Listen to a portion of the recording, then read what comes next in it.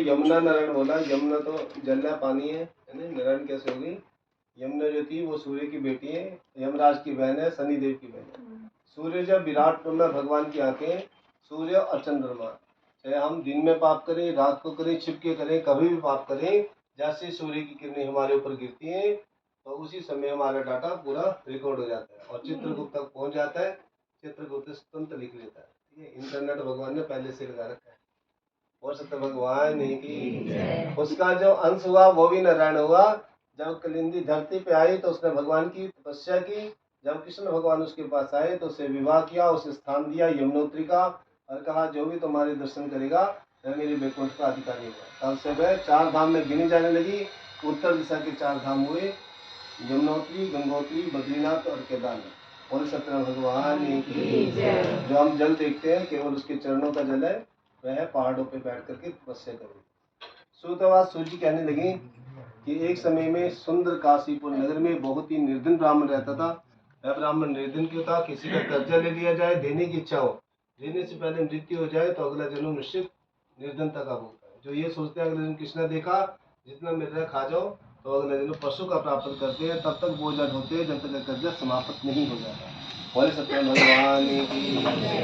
भूख पर जाकर आदर से पूछा, हे विप्र, तुम नित्य दुखी हुआ क्यों पृथ्वी घूमते हो? ये सब मुझसे कहो, मैं सुनना चाहता हूँ। ब्राह्मण बोला कि मैं बहुत ही निर्धन ब्राह्मण हूँ और भिक्षा के लिए पृथ्वी पर निकला हूँ। हे भगवान, यदि आप इसका कोई भी उपाय जानते हो तो कृपा करके मुझसे कहो। तो वृद्ध ब्राह्मण कहने लगे कि सत्यनारायण भगवान मनचाहा फल देने वाले हैं, इसलिए हे ब्राह्मण तो उनका व्रत और पूजन का, जिसको करने से मनुष्य सब प्रकार के दुखों से मुक्त हो जाता है। ब्राह्मण को इस व्रत का सारा विधान बतलाकर वृद्ध ब्राह्मण का रूप धारण करने वाले सत्यनारायण भगवान वहां से अंतर ध्यान हो गए।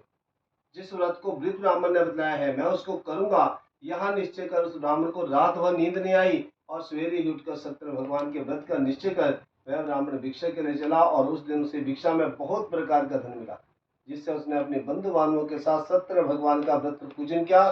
सत्य देव की कृपा से वह धन पुत्र आदि से युक्त हुआ और अंत समय में मोक्ष गति को प्राप्त हुआ। और सत्य भगवान की। एक समय में लकड़हारा जब वहां पहुंचा ब्राह्मण के घर में तो उसने ब्राह्मण को व्रत करते हुए देखा। उन्हें नमस्कार करके कहने लगा, ये आप क्या कर रहे हैं और इसके करने से क्या लाभ मिलता है, ये सब विस्तार से वर्णन करें। तो उन्होंने सारा विधान बताया। लकड़हारा इससे बहुत प्रसन्न हुआ और मन में विचार किया कि आज लकड़ियां बेचने से जो धन मिलेगा उसी से ही मैं सत्यनारायण भगवान का उत्तम व्रत करूंगा। श्रद्धा माता सती है, विश्वास शंकर भगवान है, जिनके हृदय में इन दोनों का वास होता है, वहां पे मोक्ष देने के लिए विष्णु भगवान को आना पड़ता है। एक समय में राजा दक्ष ने यज्ञ चाहा था तो उसके अंदर श्रद्धा थी, विश्वास नहीं था। उसने समस्त देवी देवताओं को बुलाया लेकिन शंकर भगवान को नहीं बुलाया। वहां पे सभी देवता